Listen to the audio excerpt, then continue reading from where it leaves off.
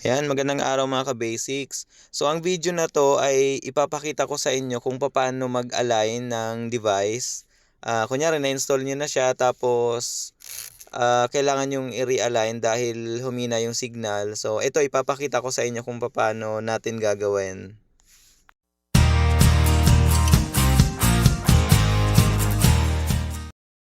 Ayan, ngayon mga ka-basic, gusto ko lang ipakita kung paano ko i-align yung aking device kapag nag-i-install sa client o kaya kapag may nagkakaproblema. Kunyari bumagyo, kung wala pa kayong idea sa UISP, sundan nyo lang yung video ko tungkol sa pagko-configure. Ilalagay ko sa taas yung link.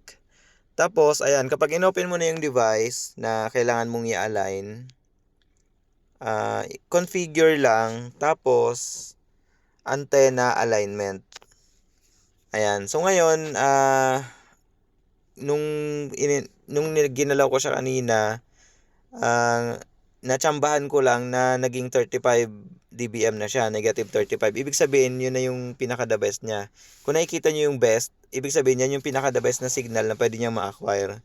Pero every time nagagalawin mo yan, ayan, gumagalaw siya. Nagbabago din yung dBm, yung signal strength niya. So kapag nakita nyo na ganito na siya, maganda na yung signal,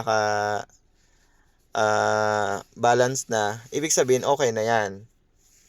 So ganun lang kabilis, ikot-ikutin mo lang yung device tapos habang tinitingnan mo yung application para hindi kayo nahihirapan. Sa akin, yan lang yung ginagawa ko, the best way para sa akin. So pag nakita ko na yung the best na signal na pwede niya ma-acquire, tinitigilan ko na, finifix ko na. So ayun lang, sana ay may nakuha kayong idea sa video na to at maraming salamat. Bye-bye. Pa-subscribe naman mga ka-basic para sa susunod na video natin.